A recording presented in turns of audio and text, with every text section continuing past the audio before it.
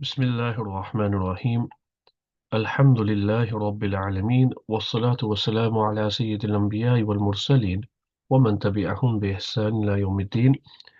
Alhamdulillah, welcome back to another lesson of Mastering Tarkeeb course. Just a recap of the previous lesson. Previous lesson we covered in regards to the Muta'allaq. Muta'allaq means the word which or the phrase which we connect to a verb or something similar to a verb, which is also known as jar wa majroor, prepositional phrase. Now, we covered in detail that the jar majroor was of three types. One was asliyun, where the prepositional phrase is actually a crucial part of the sentence and you cannot do without it. So the example, for instance, ذهبت إلى الدكان. I went to the shop. Now, if we remove the harf jar ila and just say ذهبت الدكان, the sentence won't make sense. So the harf jar plays a pivotal role and it's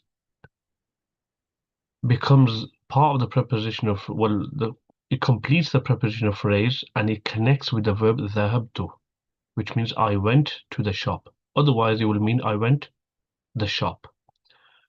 Then we had other forms of the jar majroor, which was azahid, which means surplus or excess.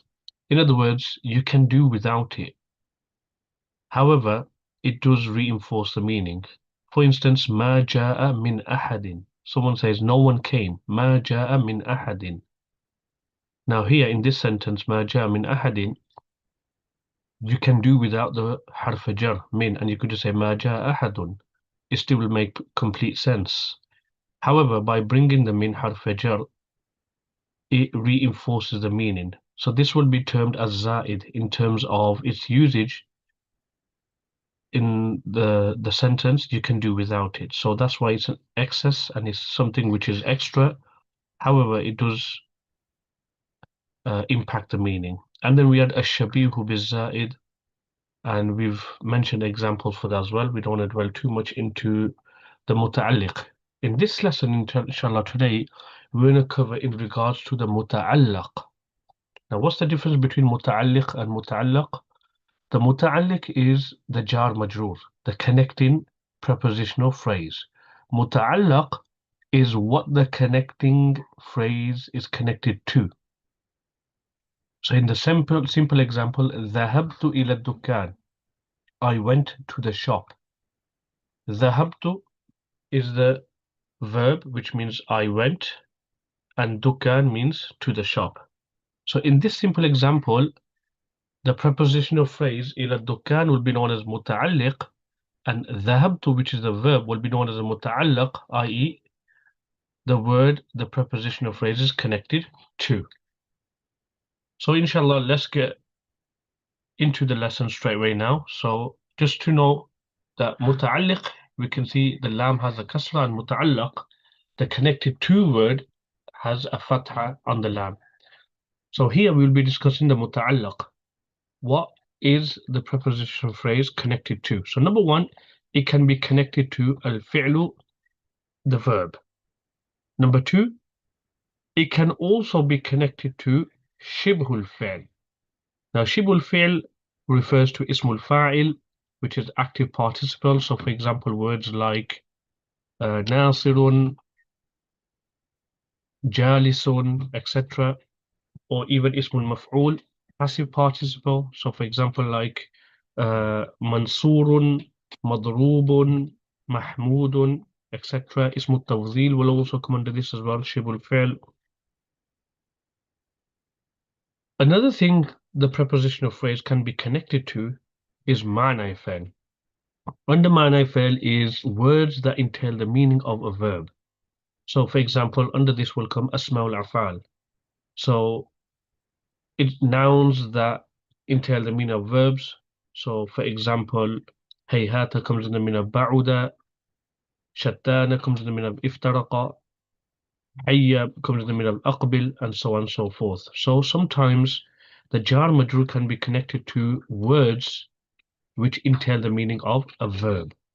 So that will be under ma'na fa'il. We will come across examples for each one and we'll do full tarkeeb of those sentences. This here is just a brief introduction into what the muta'allaq can be, the connected to word. Next is ismun mu'awwalun bimushbihil fi'li. It can also be connected to a noun which is interpreted as a word resembling a fi'l. So in other words, it's a noun which is interpreted as shibul fi'l. So it can be interpreted as a ismul fa'il, or ismul maf'ul, etc. So these are the four muta'allaqs, types of muta'allaqs, or four possible words the jar majroor can be connected to. Al-fi'l, the verb; shibul fi'l, something resembling a verb; ma'na fi'l, something that entails the meaning of a verb; and ismun mu'awwalun bi mushbihil fi'l, a noun which is interpreted and explained as a word which is resembling a fi'l. So let's look at some examples for each one of these muta'allaqs. So first we have at the top here is kind on with the headings. So we have muta'allaqu harfil jar al-fi'l, and more specifically al-fi'l al-madi. So here we want to cover that the jar majroor is connected to a verb. Now verbs can be many tenses. It could be fi'l al-madi, it could be fi'l mudari, it could be even different forms. It could even be the imperative, al-amr, al-nahyu, the prohibitive verb. So let's go through some examples. So here we have أنزلنا من السماء ماء, which simply translates as we sent down water from the sky. أنزلنا من السماء ماء. Now focus here. We have the prepositional phrase which is من السماء,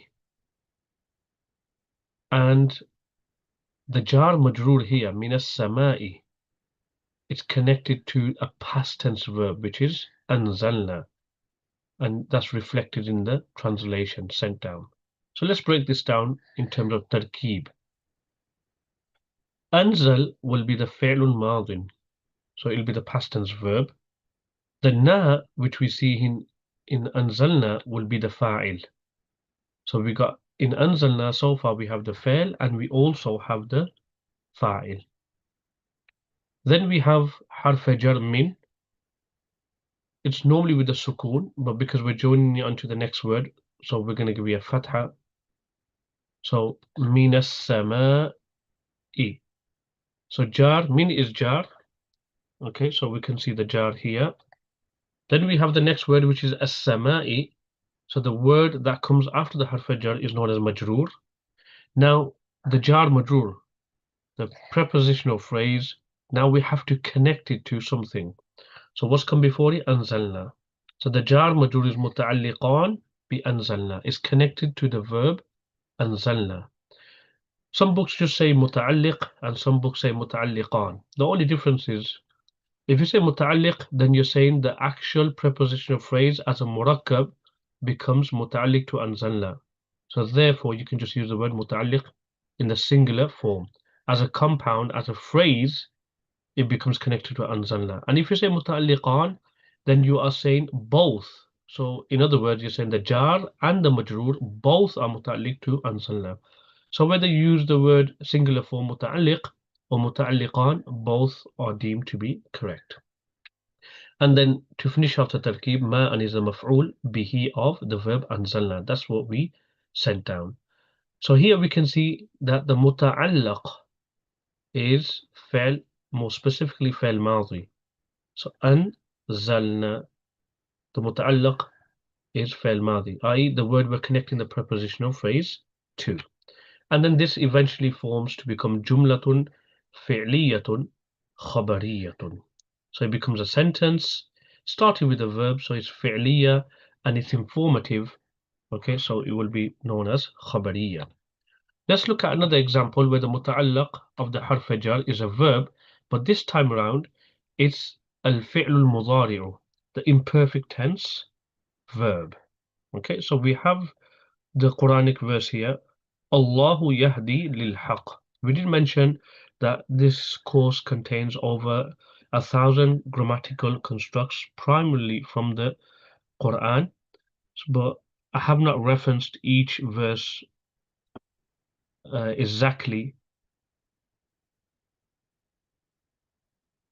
Allahu Yahdi lil Haqq. We did mention that this course contains over 1,000 grammatical constructs, primarily from.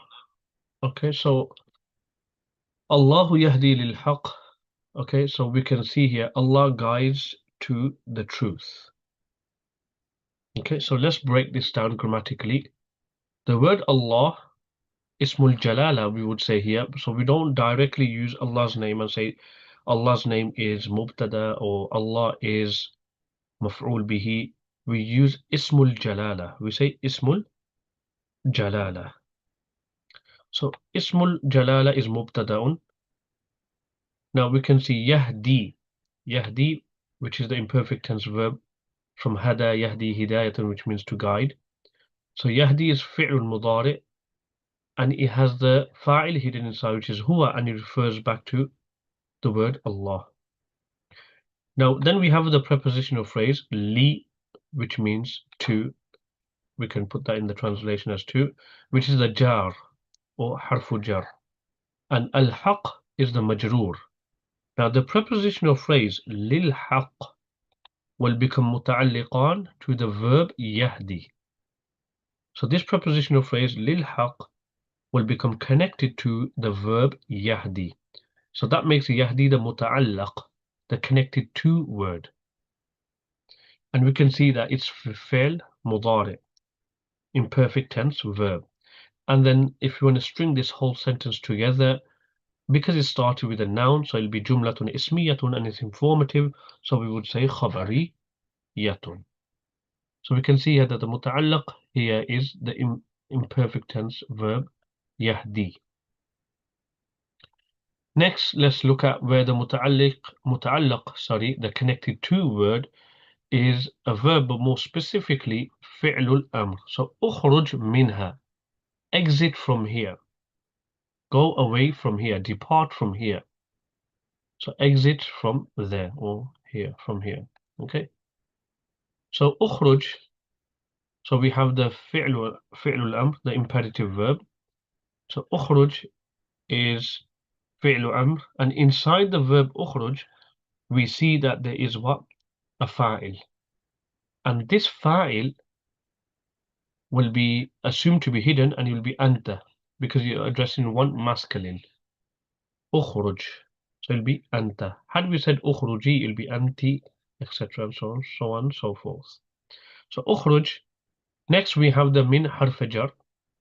Here the majroor has come, so we can say jar with the tashdid or jar. Okay? Harf jar, sorry, or jar.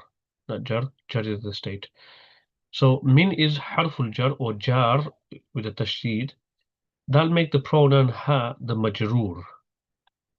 The ha is the majroor. And in this prepositional phrase, minha will be connected to the fi'lul amr, the imperative verb ukhruj, which means exit. So notice here the muta'allaq here is a fi'l, and more specifically fi'lul amr.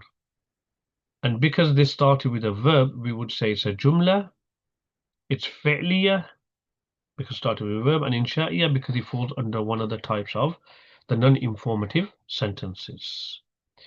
One thing to note here, why is harful jar known as harful jar or jar? So jar is actually ismul fa'ila from jarra yajurru, jarran, which means to kind of drag something or pull something.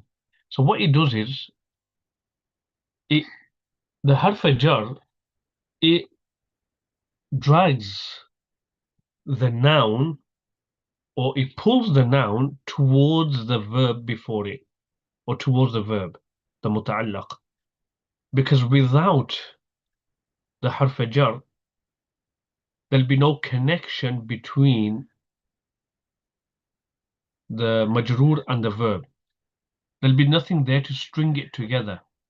So this is why Harf Jarr is kind of like pulling the majroor towards the verb and completing the what? Sentence. So otherwise, if you just said ukhruj anha without the Harf Jarr min, then we cannot connect it. It won't make sense. Ukhruj ha. So that's why the min is required. It kind of pulls the majroor towards the muta'allaq or the verb. Or another reason the grammarians mention is because it jarra yajuru means to pull. So like kind of like you're pulling down the haraka. So when it governs the majroor, it gives it a kasra. So from your normal vowels like dhamma, fatha, you're kind of pulling the haraka down and giving it a kasra. So for example, the phrase fil masjidi. So let's look at another example where the muta'allaq, i.e. the word which is the prepositional phrase is connected to, can be a verb, or in this instance, fi'lun nahi. So a prohibitive verb. So we have the example here, لا تحزن عليهم. Do not grieve over them.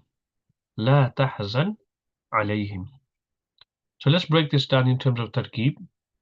La will be nahiyatun, so it's a harf. So it comes before the fi'l mudari and it gives the meaning of prohibition, where one is stopping someone from doing something. Tahzan would be the fi'l mudari majzoom because of la nahiya. And the fa'il of tahzan would be anta. Like we said in ukhruj was anta, in la tahzan, because the command here is to a singular masculine, the fa'il would be anta. So we got the fi'l mudari here and we've got the fa'il as well. Next, we have the prepositional phrase, which is alayhim.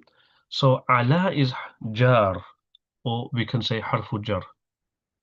And here the majroor has come in the form of a pronoun, him. So them. Now, the prepositional phrase alayhim, the jar majroor, will become connected to the fi'lun nah, the prohibitive verb, which is la tahzan. And this will form to become jumlatun, sentence, fi'liyatun, a fi'liya sentence because it started with the prohibitive verb, la tahzan. We won't take into consideration la because it's a particle. And we've done this in the early lessons that there's only two types of sentences. It's either jumlatun ismiyatun or it's jumlatun fi'liyatun. There's no such thing that's called jumlatun harfiyatun or anything else. So if a particle does come at the beginning, we will not take that into consideration. That won't determine whether the sentence is jumlatun ismiyatun or jumlatun fi'liyatun. So the next word is tahzan, which is fi'l mudari, so we will say jumlatun fi'liyatun. And because it falls under the 10 types of non-informative sentences, jumlatun insha'iyatun, so we will say it's what? Insha'iyatun, non-informative sentence.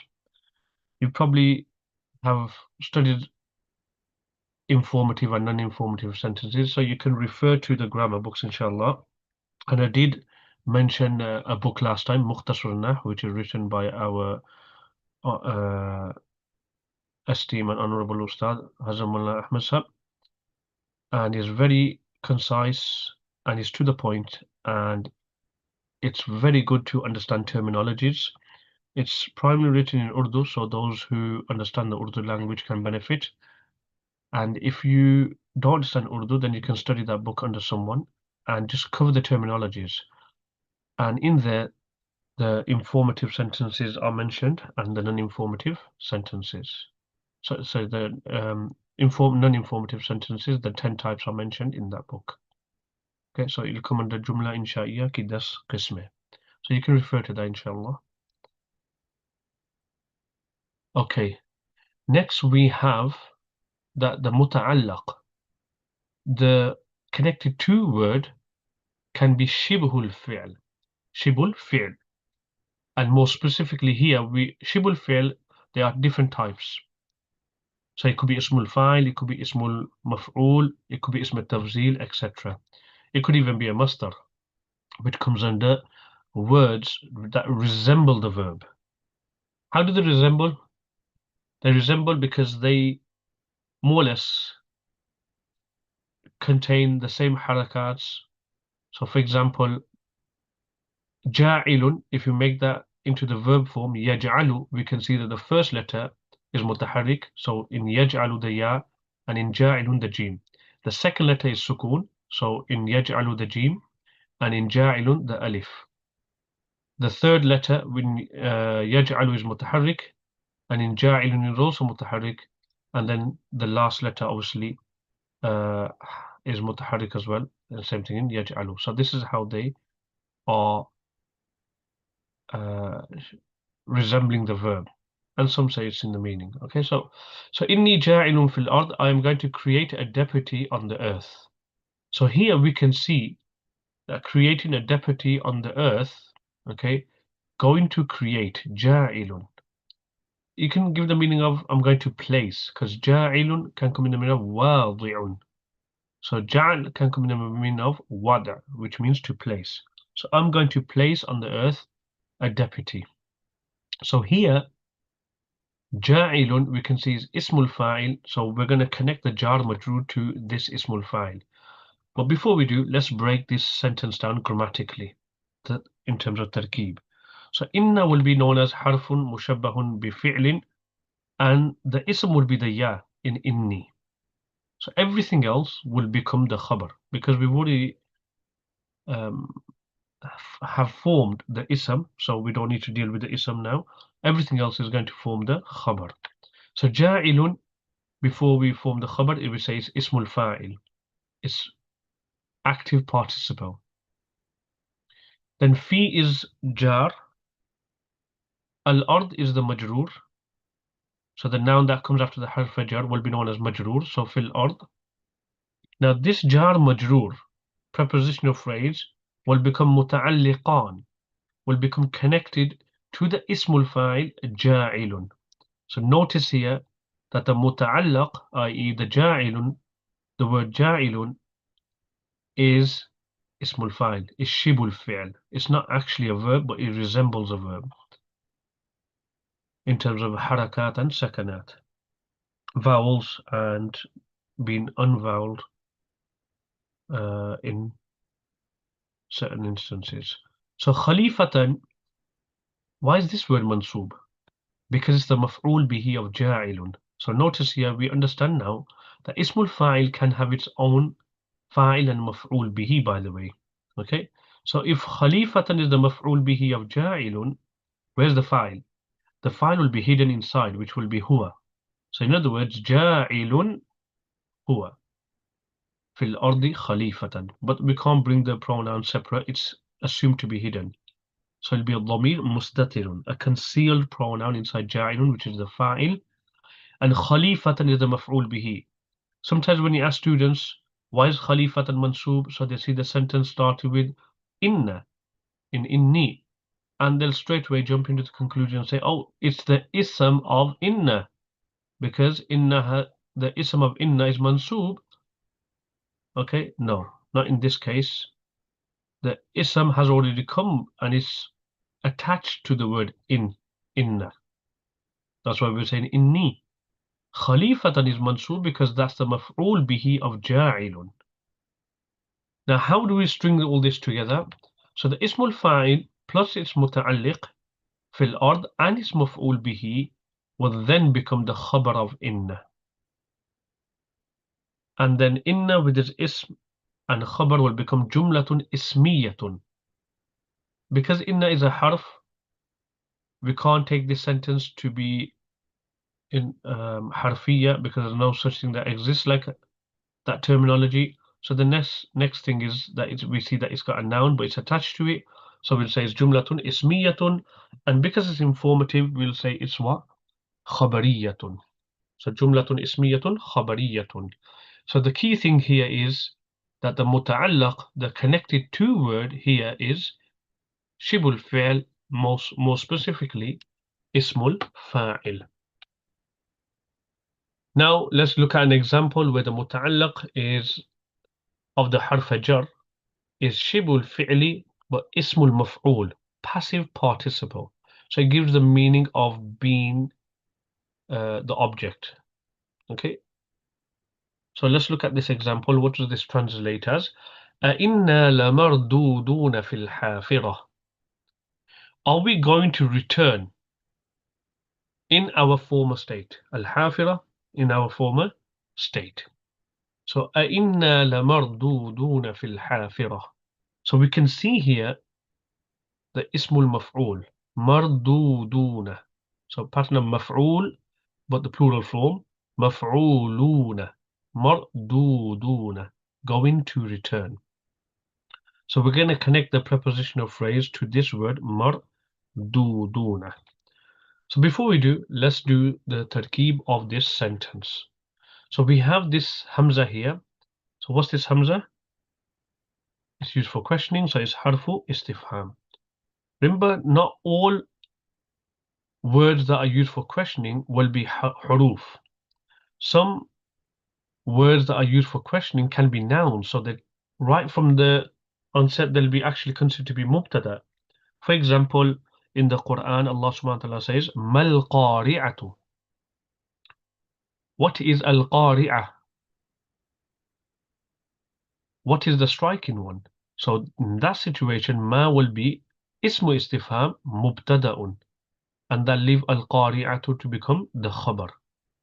So not every word that is used for questioning is considered to be harf. So that's one thing I want to make clear. But however, hamza and hal, these are used for istifham and they are considered to be harf. So hamza is harf istifham. And that leaves us now with the word inna. Now in inna, there's actually two words. We have the harf mushabba bi fi'lin, and the ism of inna is actually incorporated into the word inna, which obviously is the ism of inna. It becomes the ism of inna. So we're saying, in other words, we're saying inna and na. But it's been incorporated and we are saying inna. Some places it's actually comes out of this incorporation and it's mentioned innana. Innana. And some situations we'll see inna. So both are used in the Arabic language, inna and innana. However, in terms of tarkeeb, inna will be harf mushabba bil fi'l and the ism would be the na. That means everything else is going to form to become the khabar. Now we have this lam before we have the ismul maf'ul. Inna la marduduna fil hafira. So what's this lam? This lam is known as muzahlaqatun. Now zahlaqa, yuzahliqu, zahlaqatan means to slide something across. So you slide something across. It's the lam which has been slid across, muzahlaqatun. So why has this lam been slid across? Because in Arabic, two reinforcing words coming together is disliked. So where's the two reinforcing words? We got inna and we got the lam. So what happens is instead of bringing the lam at the beginning, it's shifted and slid across to the khabar of inna to prevent two ta'keeds appearing together. Because this lam which comes for emphasis normally would come under mubtada. And that lam is known as lam ibtida'iyyun. Lam ibtida'iyyatun. Lamul ibtida, sorry. The lam of ibtida. So for instance, if somebody is saying Zaydun qa'imun, Zayd is standing, and you want to reinforce that statement, you'll say La Zaydun qa'imun. Indeed, Zayd is standing. So the lam has come on the mubtada. It's valid, so lamul ibtida, it still plays a part of reinforcing the meaning. Why is it valid in la zaydun qa'imun? Because there's no reinforcing particle before or after it. But when we have inna, we can't bring this lam at the beginning now. We can't say la inna. So what happens is the lam al ibtida is now shifted when inna appears, and it's shifted after, so there's no clash of two reinforcing words. So that's why it's known as lam muzahlaqatun, the lam which has been slid across. So this lam is muzahlaqatun. Normally it would come at the beginning, like in the verse of the Quran, لأنتم أشد رهبة في صدورهم من الله. لأنتم أشد رهبة. Okay, so that's just a bit of information about the lam. But we're focusing on the muta'allaq being ismul maf'ul. So mardudun is ismul maf'ul. Then we have the fi, which is the jar or harful jar, if you want to say. And then we have the majroor, which is al-hafira. Al-hafira. Now, the prepositional phrase fil hafira, this will become muta'alliqan. It'll be connected to the ismul maf'ul marduduna, because it's on the pattern of ismul maf'ul. Maf'ulun, maf'ulani, maf'uluna. So now we can form the khabar of inna. So marduduna fil hafira, the ismul maf'ul with its prepositional phrase will form to become the khabar of inna. Now grouping this whole sentence together, we'll say it's jumlatun because it's become a sentence. It's ismiyatun because it started with a noun. Even though there's two particles before it, we won't take that into consideration. The hamza harful istifham, neither the harful mushabbahun bi fi'lin. So the next best thing is the noun that we see, that which is inside inna. So it'll be dhamir mansub muttasil. So that will deem the sentence to be jumlatun ismiyatun, and because it's a question, it'll be deemed to be insha'iyatun. So the main thing here is that the muta'allaq is a word which resembles the verb, and more specifically ismun maf'ul. Next we have where the muta'allaq is shibhul fi'l, so it resembles the verb, but in this case ismu tafdhil. So the comparative noun or the superlative noun. So here we have ana khayrum minhu. I am better than him. I am better than him. So let's break this down. Ana is mubtada'un. Khayrun, this is the word that we are looking at and focusing at, which is the muta'allaq. It's the khabar, or we could have made it ismu tafdhil here. Okay, we can say the khabar straight away. It's not a problem. Okay. Now, how is khayrun ismu tafdhil? How does it give the meaning of better? Because khayrun originally was actually akhyaru. Ana akhyaru minhu. But because it has been used widely as khayrun, no longer the previous form is used. So very unlikely somebody is going to say ana akhyaru minhu. So because of the usage of khayrun, it takes preference and dominance. That's why khayrun still contains the meaning of comparing or superlativeness, better. So khayrun, better. Because normally the form for ismu tafdhil is af'alu. For instance, someone says Zaydun atwalu min Amrin. Zayd is taller than Amr. So khayrun is ismu tafdhil. Min is harf jar or jar, and the hu is the majroor, and this becomes connected to khayrun. Okay, so it probably would have been better if I put ismu tafdhil here and then grouped it all together and made it a khabar. Like I mentioned to you before as well in the previous lesson, that when it comes to Tarkeeb, yes, we do group the words and then we say it becomes a khabar.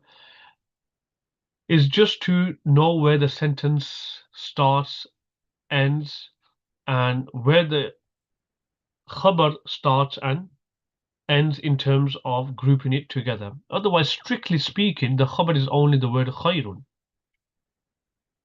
not the word minhu. So just for the purpose of tarkeeb, we group the sentence together and say it becomes khabar. Otherwise, there are people who argue the case and say that you should look at words individually rather than grouping them all together and then saying it's the khabar. The khabar is only one word, which is khayrun. And I do agree with that. Okay, that's a valid opinion, that's a valid approach, and I do agree with it. Okay, however, in this course, I've adopted this approach where I see the benefit of grouping and making the khabar as a whole, so we know that where the sentence, the information regarding the mubtada ends. So we don't want to isolate the khabar then just to one word. We want to complete the sentence and say, look, this is the full information in regards to the mubtada. So for that purposes, it helps with translation. I've seen the benefits, and there's benefits in both. So there's no right and wrong. And this will all group together. أنا خير منه, it'll become a sentence, or جملة. اسمية because it started with a noun, so here a pronoun, أنا. And خبرية because it's informative. Next, the متعلق is the متعلق of the حرف جر is شبه الفعل, but more specifically, it's on the form of exaggeration, المبالغة. So we can see the word عليم, or you could say صفة مشبهة if you want. Okay, so Allah is all knower of everything. So the word all knower, we're going to connect the prepositional phrase بكل شيء to the word alim. Okay, so let's grammatically break this sentence down. So ismul jalala, so we have the word Allah, that will be mubtada'un. The B would be harful jar or jar. Kulli is mudaf. The word kulli is mudaf. Shay in is mudaf ilay. Now the possessive phrase shay kulli shay'in will group together and become the majroor. Again, I'll repeat, strictly speaking, the word kulli is majroor and shay'in is mudaf ilay. That's where it ends. But for the sake of constructing the whole sentence and forming the khabar of the mubtada, we're just grouping up these words. We're pairing them up. So mudaf ilay will become majroor.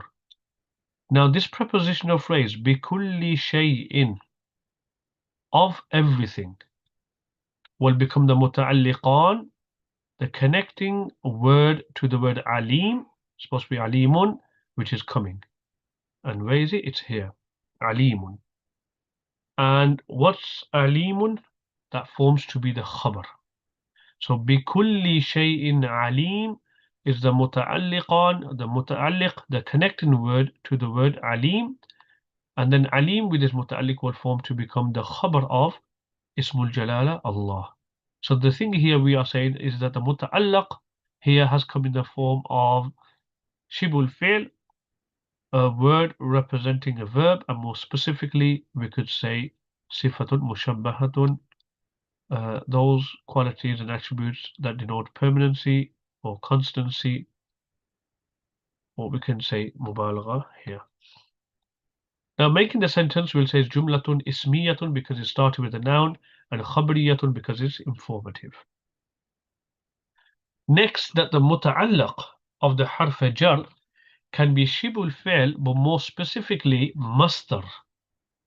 So what we're doing here is we're connecting the jar majroor to a masdar. So it's not a verb, it's not ismul fa'il, it's not ismul maf'ul, it's not ismul tafzil, it's not sifatun mushabbahatun. So what is it? A masdar. So let's do the translation here. الاقتصاد في النفقة نصف المعيشة. Moderation, اقتصاد means moderation, to adopt the middle course. In spending, في النفقة is what? نصف المعيشة, is half of livelihood. So let's break this down. الاقتصاد. So noun at the beginning of sentence. So we know from our previous lessons, if a noun comes at the beginning of sentence, we will label the subject as mubtada'un. Now, then we have the prepositional phrase, which is fi, so in, which is jar, and then we have the word an-nafaqati, which is majroor. Now, this prepositional phrase, fin nafaqati, in spending, this will group together. Okay, animations are playing up. This will group together to become the muta'alliq of al-iqtisadu, which will probably appear afterwards because I think I've haven't set the animations right. There we go. Okay, so the jar majroor will become connected to al-iqtisadu. So notice here, al-iqtisad is masdar. Iqtasada yaqtasidu iqtisadan is masdar from bab ifti'al, to be moderate, to adopt a middle ground course. Let's finish this tarkeeb up. Nisfu is mudaf. Al-ma'ishati, which means livelihood, that will be the mudaf ilay. And then this phrase, nisful ma'ishati, this will group together and form to become the khabar of al-iqtisadu. And then in stringing this whole sentence together, the mubtada plus khabar will say it's jumlatun, so it's a sentence, ismiyatun because it starts with a noun, and khabariyatun because it's declarative or it's informative. So the point here is that the muta'allaq, the word connected to the harf jarr is connected to is a masdar, which obviously is classified as shibul fi'l. And how's this resembling a verb? Because obviously this is where the verb comes out from, so it contains the meaning. Okay, now we're moving on to our next one. So remember, we had 4 types of muta'allaq. One was the verb al-fi'lu, and under that we done fi'l madi, fi'l mudari, fi'l al-amr, fi'l nahi. And then we had shibul fi'l. Under that we covered ismul fa'il, ismul maf'ul, ismul tafdhil, and sifatul mushabbahatun, or you could say al-mubalagha. Now we are covering the third type, which is ma'na al-fi'li. Ma'na al-fi'li, meaning of a verb. So the muta'allaq is a word which entails the meaning of a verb. So we have here uffil lakum, woe you. In other words, woe, uff, is in the meaning of atadajjaru, which means I am fed up with you. I am angry at you. I am vexed with you. So uff here is ismu fi'lin bima'na atadajjaru. So I am annoyed with you. So uff gives the meaning of to be annoyed. So tadajjara yatadajjaru, tadajjuran means to be annoyed. It's from bab tafa'ul. So uff is in the meaning of tadajjur or atadajjaru. The file will be hidden inside, which be ana. So if we take uff to be atadajjaru, the file will be hidden inside, which is ana. Now the lam is the harf jarr, and that will make the majroor.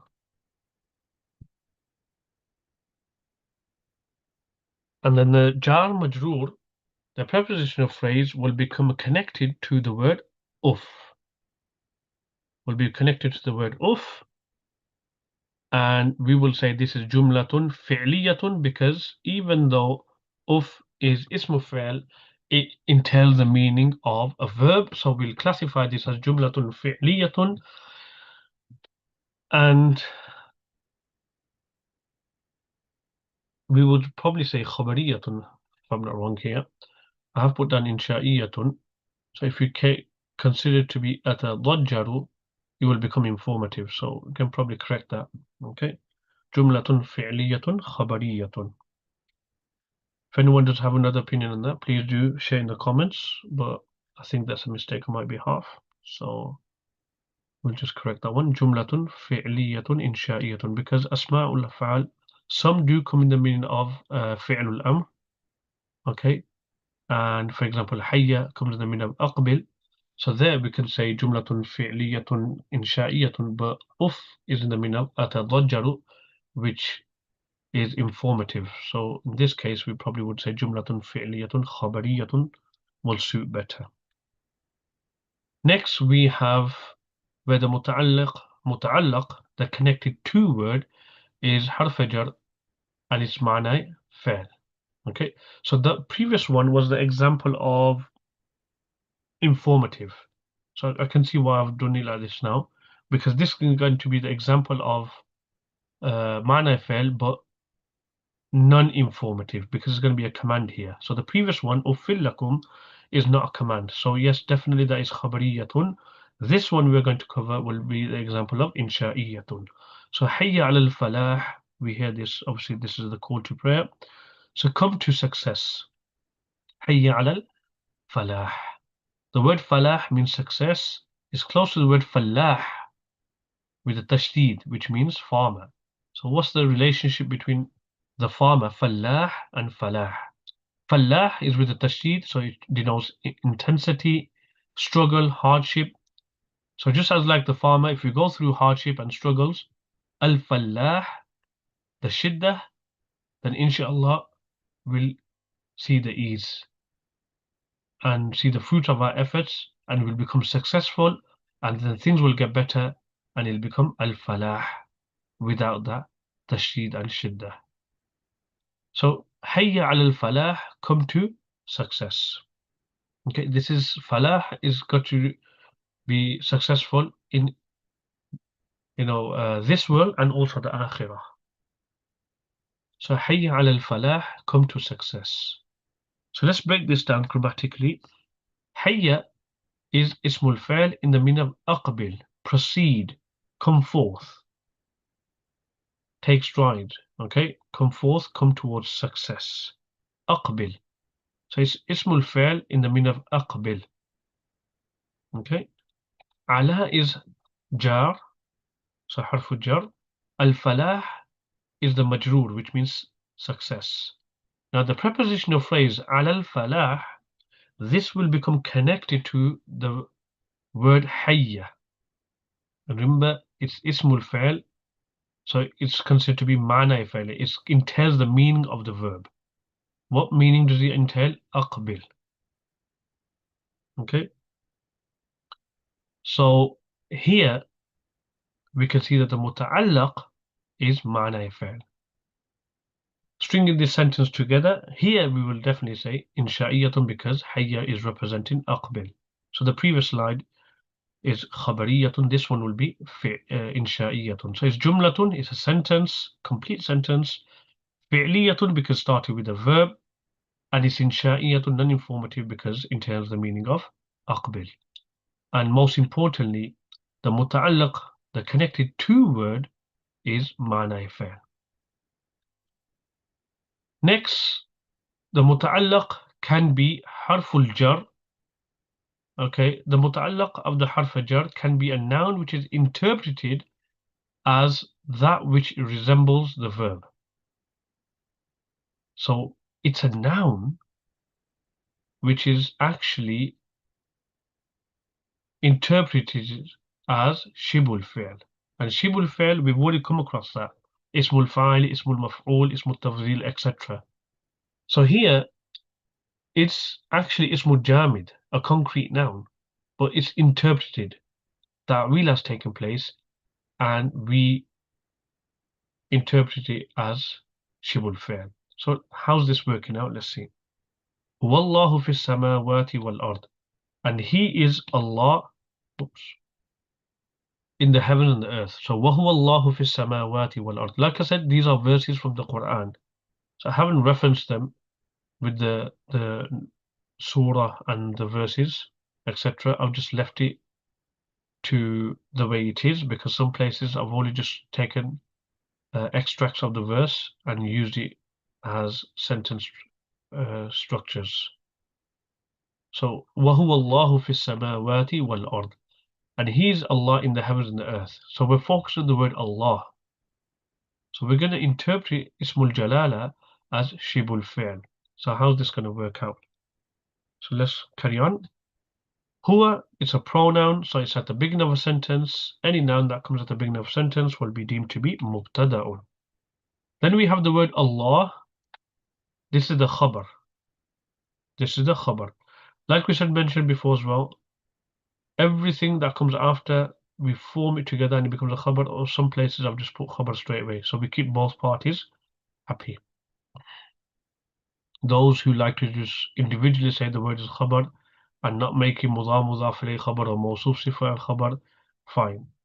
And those who like the extra, you could say, spice, and they want to form they want to break all this, ingredients down and then form it together and say, oh, this is what it becomes, then that's fine as well. Okay, so some slides is done so it pleases a certain type of audience, and where it's mentioned fully and then we form the khabar, that's to please the others. But in this world we can't really please anyone, so let's just carry on. Fi is jar, as-samawati, in the heavens and the earth.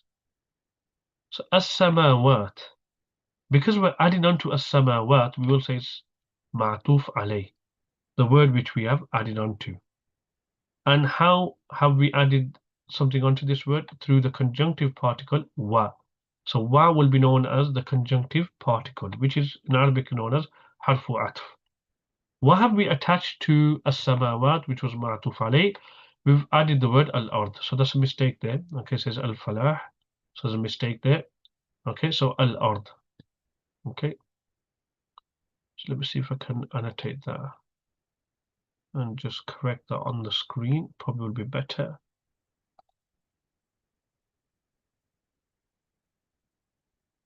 Okay. Let's just choose a white color. Okay, and then we put the text box inside. Put the Arabic dictionary on. And let's choose blue. And we want to write the word al-ard. Okay, so we're all human, we make mistakes. So there we go. Okay. It's kind of small al-ard there, even though the earth is quite wide and expansive. وَأَرْضُ اللَّهِ وَاسِعَةٌ. So al-ard is the ma'tuf. That's the word which we have joined onto as-samawat. So ma'tuf alayh and the ma'tuf together will group together and become what? The majroor. It'll become the majroor. So ma'tuf alayh plus ma'tuf as-samawati wal-ard will group together to become majroor. And now this prepositional phrase, fis samawati wal-ard, what's this going to be connected to? It's actually going to become connected to the word Allah, Ismul Jalala, which will be interpreted as al-ma'bud. Huwa ma'budun fis samawati wal-ard. He is the one who is worshipped, because Allah, meaning the Lord who is worshipped. So Allah will be interpreted as al-ma'bud.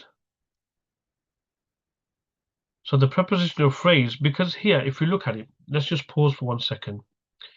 If you look at huwa, we got the mubtada. Allah is khabar. He is Allah in the heavens and the earth. Now, what is this prepositional phrase going to be connected to? We haven't got a verb mentioned before. We haven't got a fail. We don't have shibul fail. We don't even have ma'na fail. So what's going to happen? So in this situation,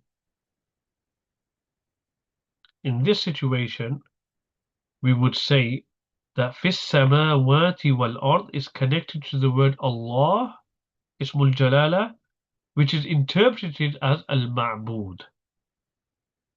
Then the khabar with the muta'allaq will group together and become jumlatun ismiyatun khabariyatun. So it becomes a sentence. It's ismiyatun because it started with a pronoun. So whether it's a pronoun, relative pronoun, demonstrative pronoun, if it's a noun, it's deemed as mubtada'un. And khabariyatun because it's informative. So remember here that the muta'allaq of the harf jar in this situation, it was a noun which is interpreted as a word which resembles the verb.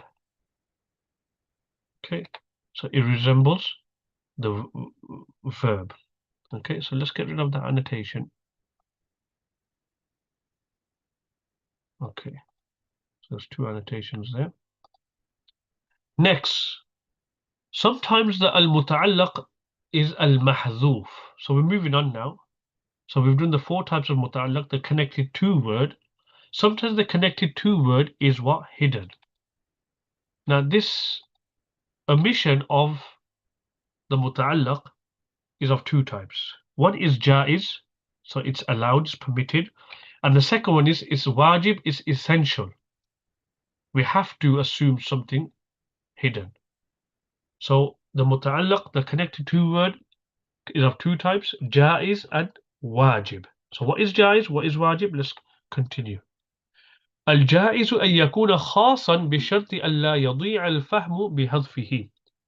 Jaiz is specific to a condition that the meaning is not lost by its omission.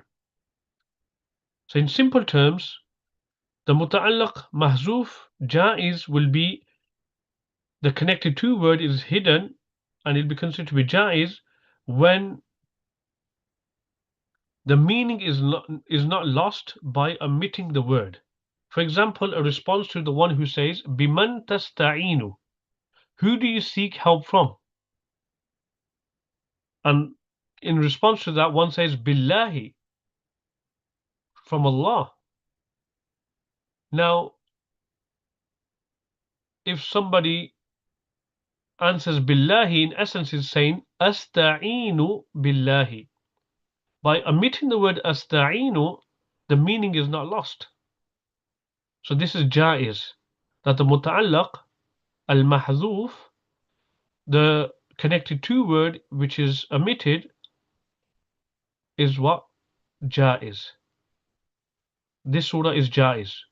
That by omitting it, it don't impact the meaning. So if someone says biman tasta'in and someone just says billahi, that's valid. So that's jaiz. Al-muta'allaq, al-mahzuf, al-jaiz. So billahi will mean I seek help from Allah. So I seek help is obviously in brackets. Billahi, from Allah. So how would we break this down? The B would be jar and Allah will be majroor. Ismul jalala will be majroor, sorry. The prepositional phrase jar majroor will be connected to the fail which is hidden, i.e. the muta'allaq which is hidden. And what's that? Asta'inu. And what muta'allaq mahzuf is this? Jaiz. It's allowed. That means you can bring asta'inu. You can say asta'inu billahi and you can remove it, okay, the muta'allaq, because it's jaiz, it's permissible. And then in this sentence we will say billahi is actually part of a wider sentence. With the ellipsis it will be jumlatun fi'liyatun khabariyatun. Sentence started with the verb asta'inu and khabariya informative. So what's wajib? Wajib is an yakuna aman. This is where that the muta'allaq is general. So it's not there in the text, but we'll assume something to be hidden. And this is the classic one where everyone says it's muta'alliq to ka'inun, thabitun, mawjudun, etc. or mustaqirrun. So al-ilmu fi sudur. Knowledge is in the bosoms or the hearts, the chest. Al-ilmu ka'inun fi sudur. Knowledge finds itself to be in the chest and bosoms and the hearts. So ka'inun. So let's break this down. Al-ilmu, knowledge is in the hearts. Al-ilmu will be mubtada'un. Fi would be jar. As-sudur would be the majroor. And this prepositional phrase, now we have to connect it. We can't connect it to al-ilm because it means knowledge in the hearts. That will be incomplete. So we have to assume something to be hidden. And this assumption, this al-muta'allaq al-mahzuf, the connected to word is wajib. It becomes essential for the completion of the sentence. So what's the al-muta'allaq al-mahzuf al-wajib? Ka'inun. So the prepositional phrase is connected to the word ka'inun. I've put a few here because some people like to use different ones, some books. So ka'inun, thabitun, mustaqirrun, mawjudun. Some people even just make it into a verb like istaqarra. Okay, and remember these will change according to number and gender. So for example, if somebody says الرجلان في البيت, so it'll be الرجلان كائنان في البيت, ثابتان في البيت, مستقران في البيت, موجودان في البيت. And it change according to gender as well. So for example, someone says زينب في البيت, يعني زينب كائنة في البيت, ثابتة في البيت, مستقرة في البيت, موجودة في البيت. So this will be known as jar majroor. This will be connected to the muta'allaq, which is hidden, and is essential to assume it to be hidden, because otherwise there's nothing else in the text we can connect it to. So this is al-muta'allaq al-mahdhuf al-wajib. And other books, they actually classify this as Zarf mustaqir, the Zarf which gives a bit of istiqrar, stability, or something being somewhere, okay, or in this situation, and where the muta'allaq is mentioned in the text. So for example, let's just say ذهبت إلى الدكان, then the prepositional phrase إلى الدكان is connected to the verb ذهبت. In that situation, they will say that that's ظرف لغو. So that's another terminology given in some books. ظرف مستقر and ظرف لغو. Lam, ghain and waw. Because now you can do without the the muta'allaq is in the text, you can do without the assumption. So it makes it like basically futile, the zarf assuming it to be connected to something which is hidden. And then obviously this will become jumlatun ismiyatun khabariyatun, because it started with a noun and it's informative. So we'll say jumlatun ismiyatun khabariyatun. Okay. Next week, inshallah, we'll cover mawadi'ul muta'alliq, the positions and places of the prepositional phrases. Sometimes we see that the prepositional phrases, it groups together. Sometimes it becomes a na'at, sometimes it becomes a hal, sometimes it forms to become a khabar. So what are the positions of the jar majroor in a sentence? When does it play the role of being na'at, hal, khabar, etc.? So I hope you found today's lesson interesting. And inshallah, every topic that we cover, there will be a summary. Okay, so at the end of the al-muta'alliq and wal-muta'allaq, the bigger picture is we are covering the connecting word or phrase and the connected to, and everything in relation to it. Once we've covered that topic, al-muta'alliq wal-muta'allaq, then there will be a summary of what we've covered. So then what that will do is, inshallah, consolidate your learning further. For now, assalamu alaikum wa rahmatullahi wa barakatuh. But before we log off, just to remind the viewers that if anybody does want to undertake this course, you can log on to www.sidrainstitute.com, and we do offer many courses. We've got the Arab course, which covers the three core disciplines of Arabic rhetoric, namely Ilmul Ma'ani, Ilmul Bayan, and Ilmul Badi. So if somebody wants to delve deep into the Arabic language and understand Arabic rhetoric, Ilmul Balagha, then that course as well, inshallah, is coming to a completion. Some time probably this week or next week we'll be completing that course, so watch out for that as well. We've also have the Mastering Arab course, where it delves into Arabic diacritics, how we understand the vowel markings in Arabic, the Arabic language on words. That's a 27-hour pre-recorded course. Searching for words in the Hand's Word Dictionary, and there are other courses as well. And if anybody is interested in any of the publications as well, so far we have published Qasasun Nabiyyin, the unvoweled text, with a detailed vocabulary and also comprehensive grammatical analysis of every single word and sentence in Qasasun Nabiyyin Part 1. So if somebody is interested in that as well, you can actually visit the website and go into the shop, and you'll be able to, inshallah, purchase your copy and make dua as well. We are looking at publishing further books in regards to Arab, Tarkeeb, etc. and Arabic rhetoric in the future. So keep us in your du'as. For now, Assalamu alaikum wa rahmatullahi wa barakatuh.